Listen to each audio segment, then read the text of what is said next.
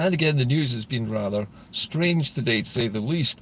Many of you already have noticed that the national newspaper has been publishing various banner headlines about poll results.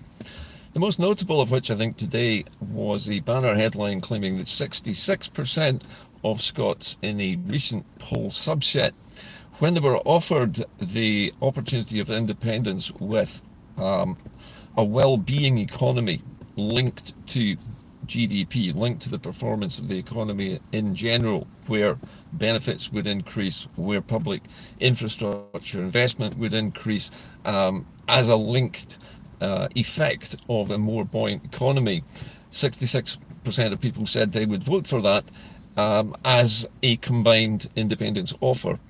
Now, it's not really surprising that many Scots would vote this way when given the chance. If this were the offer, which was to be made in a referendum question, where we were offered Scottish independence with a well-being economy which looked after everybody, I'm sure everyone would be keen to cash in on that. It's obvious that such financial incentives would boost the support for independence to apparently 66%. Now, 66% is a considerable increase over the current 54%, which the polls were bouncing along at until recently. But I'm wondering why it is the National has decided to publish two polls, because not only have they published the results of this particular poll subset offering this well-being economy, but they've also looked at the readership's reaction to the idea, which it seems like the National is the only outlet which is actually touting this, the idea of Nicola Sturgeon leading a new independence campaign. Now, they polled their own readership and just over 1,200 people responded, but 60% of them said that they did not want Nicola Sturgeon to be the leader of such a campaign. So the question in my mind is, why is the National putting these various polls and subsets out right at this very moment? I think the answer to that is not linked to party politics. I think this is what we would call a kite flying or coat dragging exercise to see how many people would be keen to support either dropping the monarchy, having Nicola Sturgeon in charge of a new campaign, and of linking a well-being economy to independence. Now, it's interesting that Nicola Sturgeon, the one element in this tripartite series of poll subsets, was the one thing which did not attract many voters. Only 40% of readers actually said they supported that idea.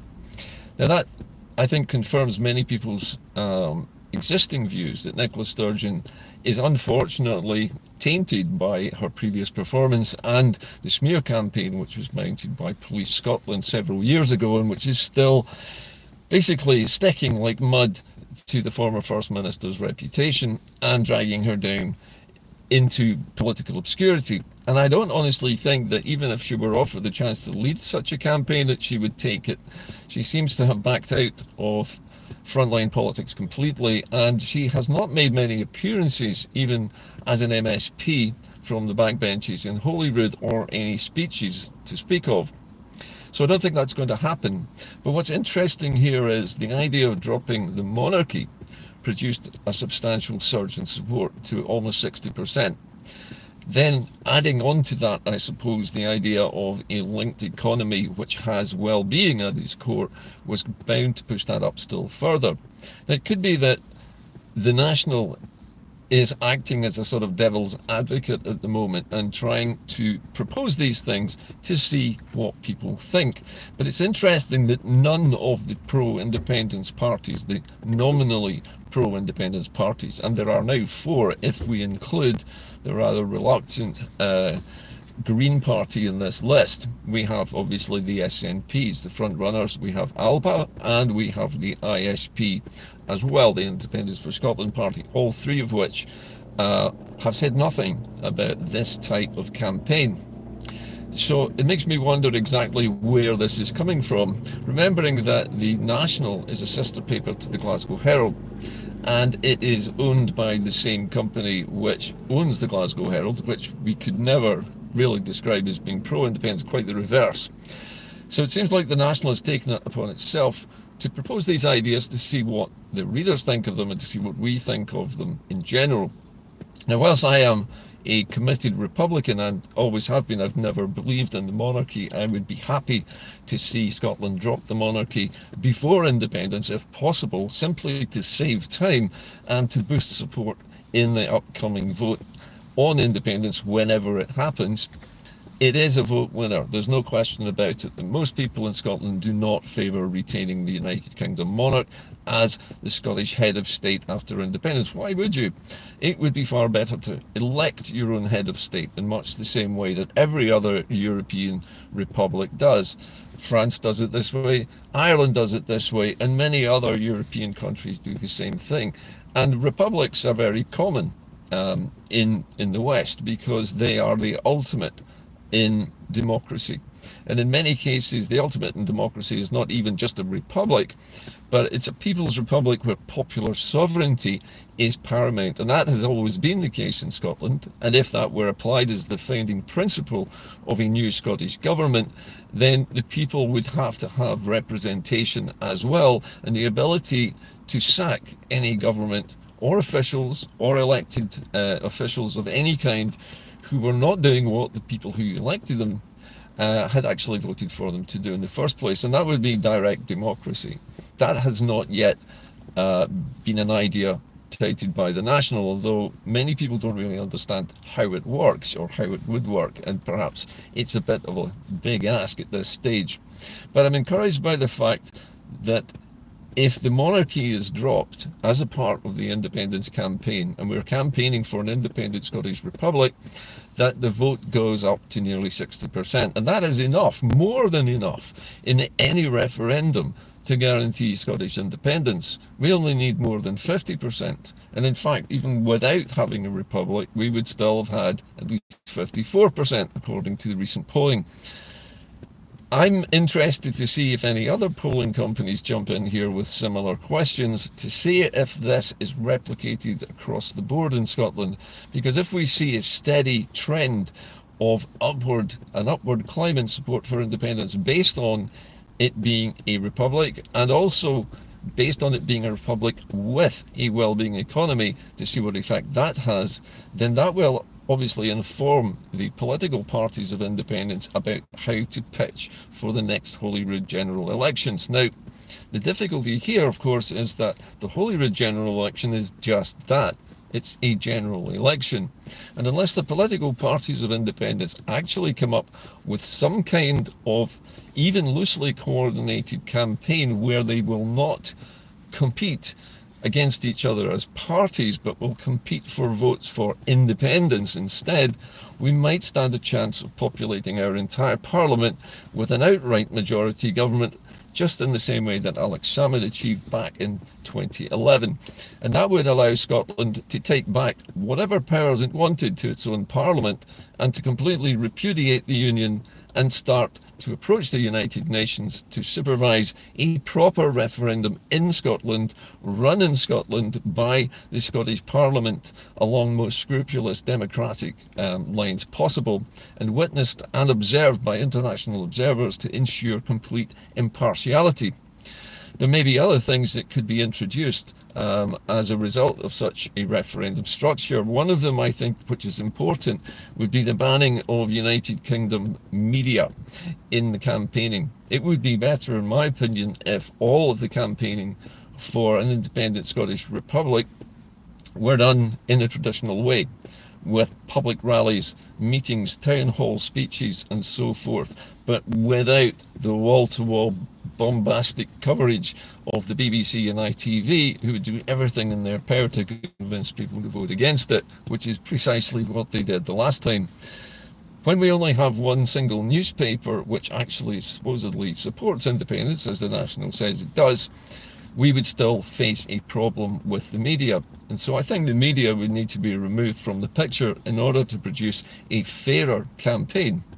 And that's something I've believed for many years, that Scotland can never get a fair hearing because we have no independent media from which to push our own messages. And because of that, last time in 2014, we were massively outgunned by a dominant British media, which could just post whatever it liked, and the entire British state and all three of the unionist parties had this massive media domination of Scotland with which they could say whatever they wanted, and they did.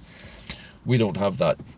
So, to my mind at the moment, this is a kite flying exercise, and I think the National is trying to gauge public reaction to these various ideas. But I think the idea of a republic with a well-being economy is not something which would be impossible.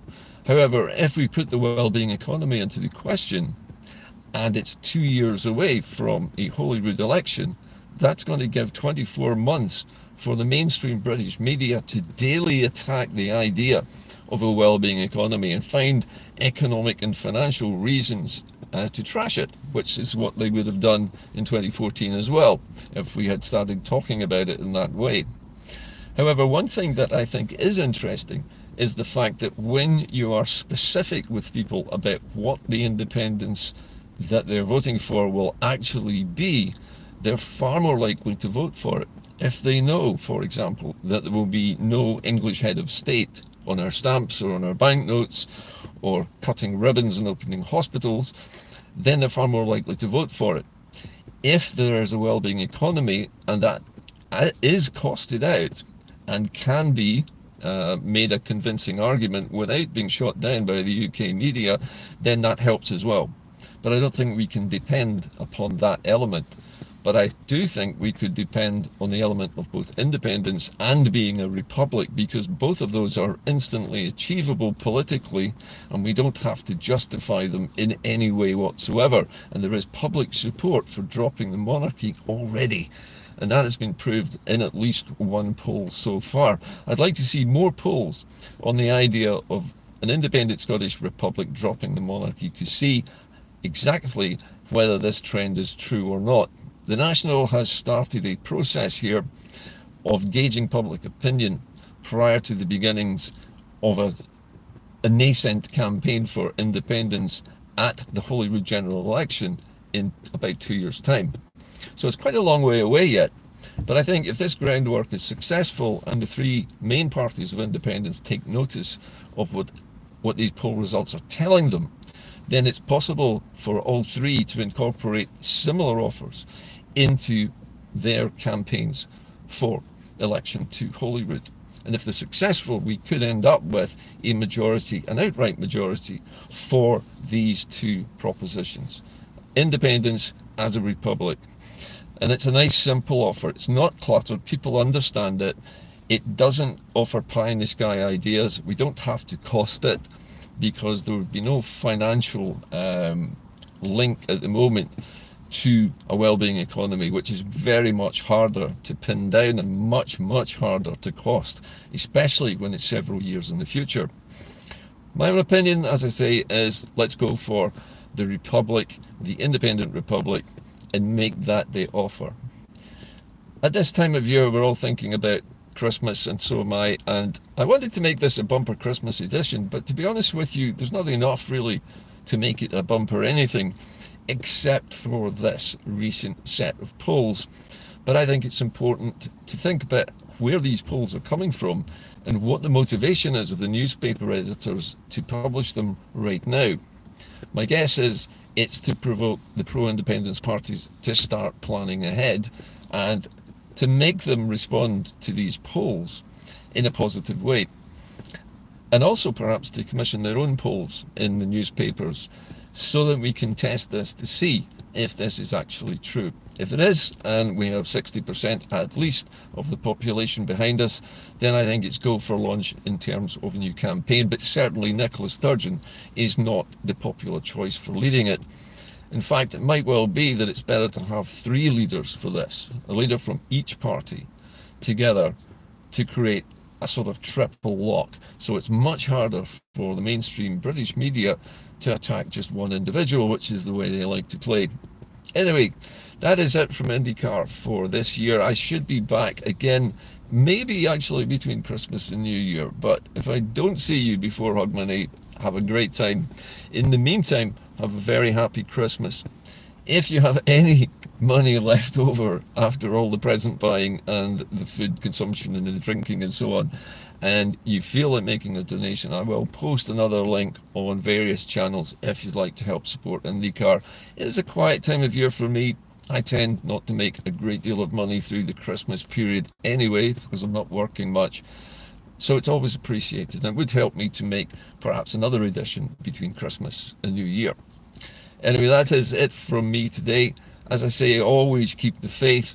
There is always 2026. And if the National is right in its polling, and a republic, an independent republic, is what people want in a majority of nearly 60%, then I think it's looking good for all three parties to campaign on that basis. And I'm looking forward, actually, with some relish to a very vigorous campaign in the 2026 general election. But we still have 2 years to go on that. And a lot of things could happen in 2025. None of them particularly good if the UK is in charge. So that's it from me. Have a great Christmas. I hope you enjoy it. I hope you spend it in the company of your loved ones and are rested and ready to go in the new year. That's it from Inde-Car. Merry Christmas, everyone, and I'll see you, I hope, just before Hogmanay. Bye for now.